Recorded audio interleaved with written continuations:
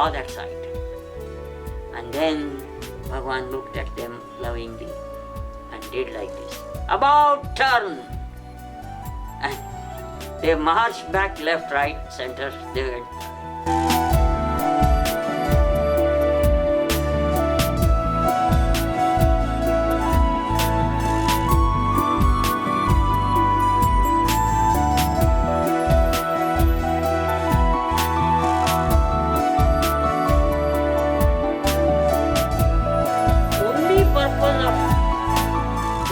God should be to be established in Advaita. That's a supreme gift that one should aspire for. And I would say one should not get satisfied with small little favors. It is said in Jnanavayini, there are 4 obstacles to Atma Jnana. Laya, Kshaya, Vikshepa, Rasa Asvadana. Rasa Asvadana means to get satisfied with little joy and not go further. Anyway, let me first narrate a story which catalyzed in me some kind of investigation, and it helped me to study what Bhagavan Baba is. The story is, among the Navanath, the eldest Navanath is Machindranath, who was initiated by Gurudev Dattatreya. He was established in Advaita and he demonstrated several spiritual powers. Once Machindranath was moving in a place, there was another Guru Bhai of Machindranath by name Revannath. Revannath was given certain spiritual powers by Gurudev Dattatreya to do good service, good work. And Revannath was continuing with his service to people.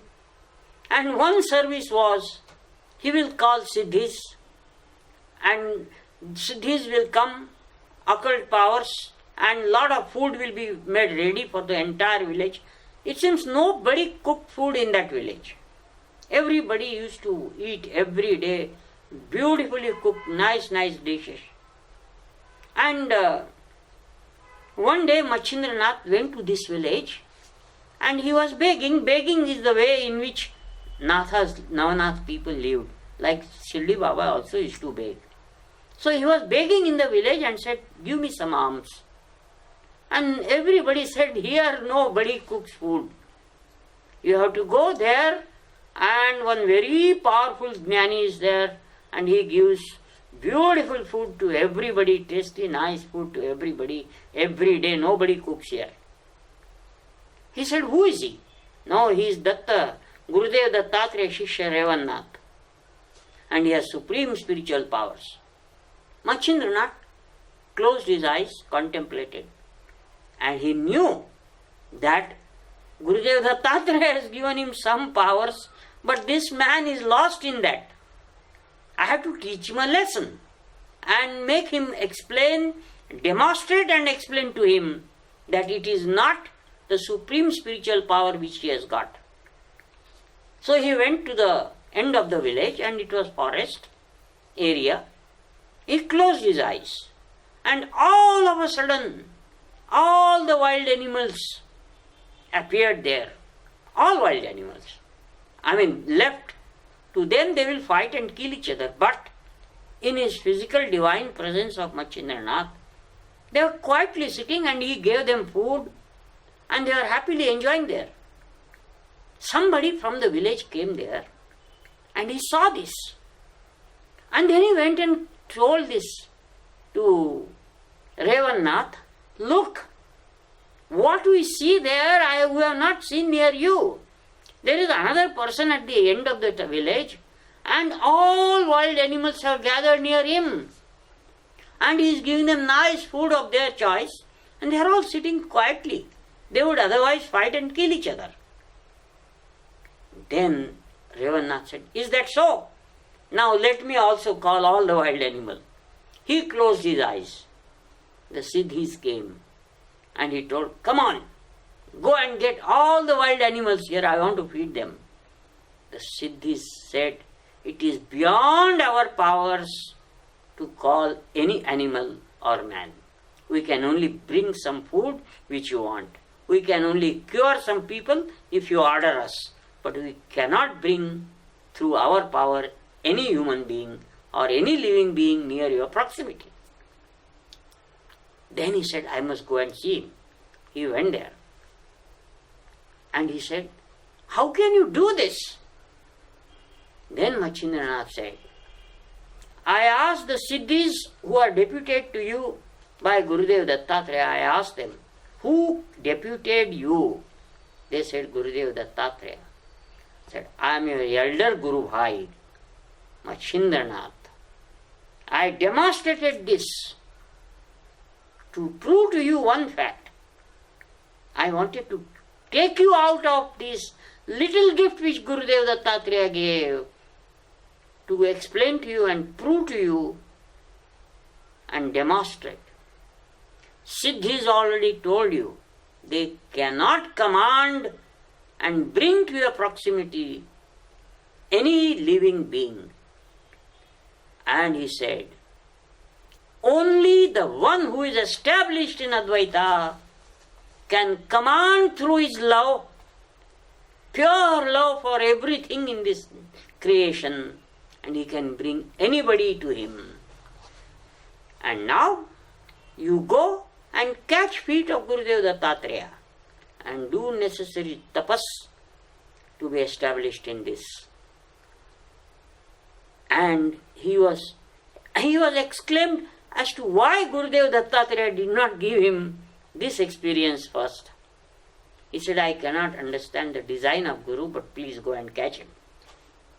Okay, when I read this story and I was drawing the sense of this, it was near about that time when I was reflecting on this story. In those days, something happened. I want to narrate two instances. There may be many, but these two are very clear to me. I was eyewitness to this. How Bhagawan Baba demonstrated to me personally that he is established in Advaita. By the way, it is very little to say that he is established in Advaita. He can make others be established in Advaita is a correct narration of his power.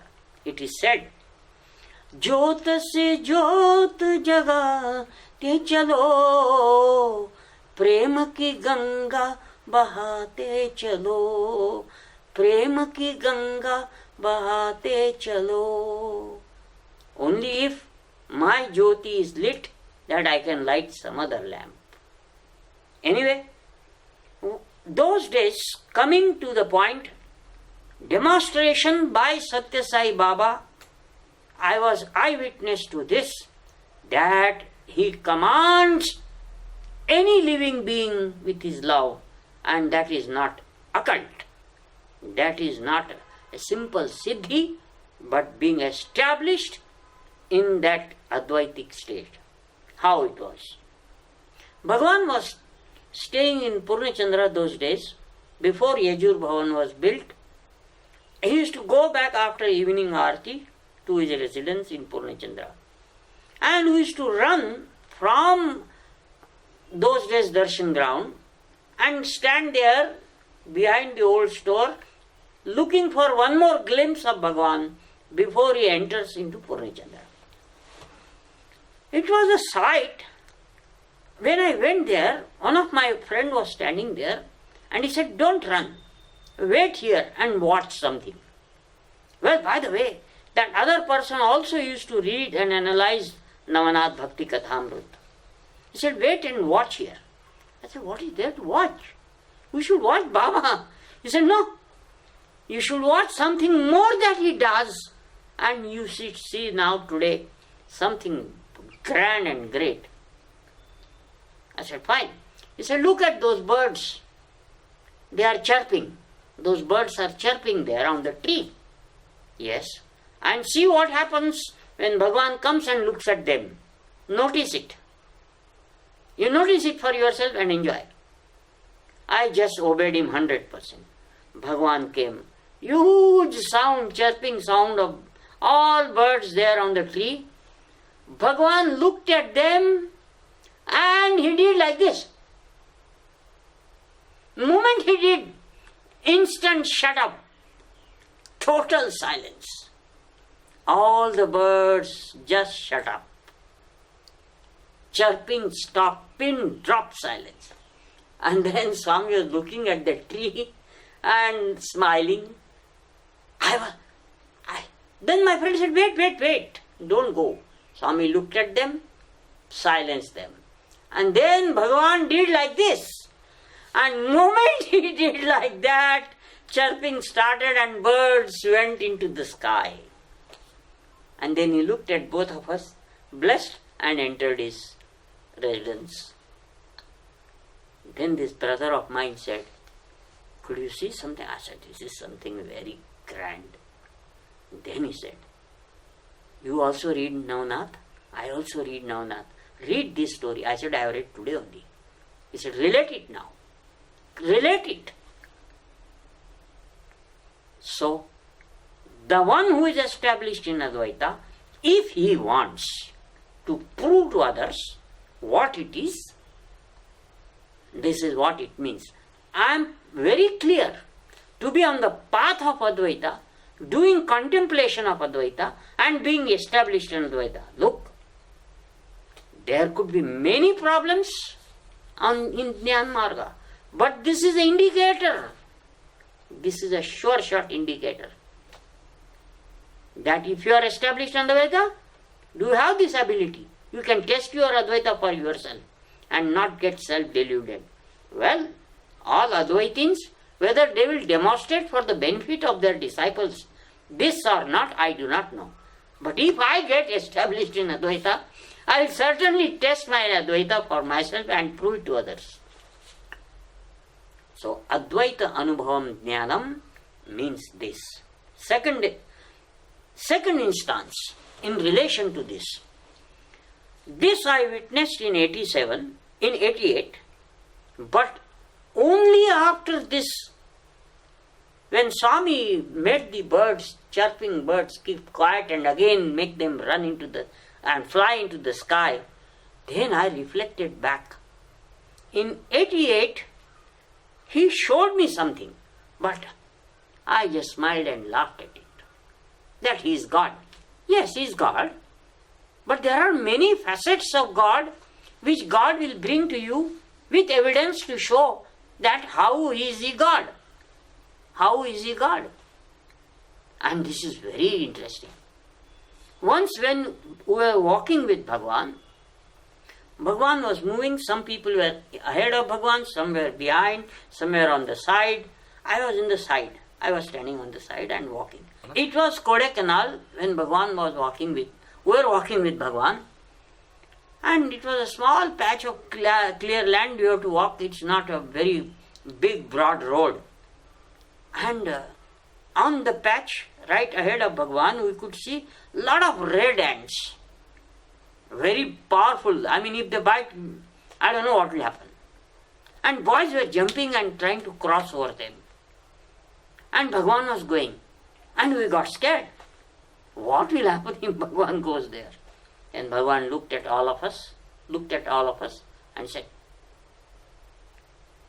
see, what will happen now?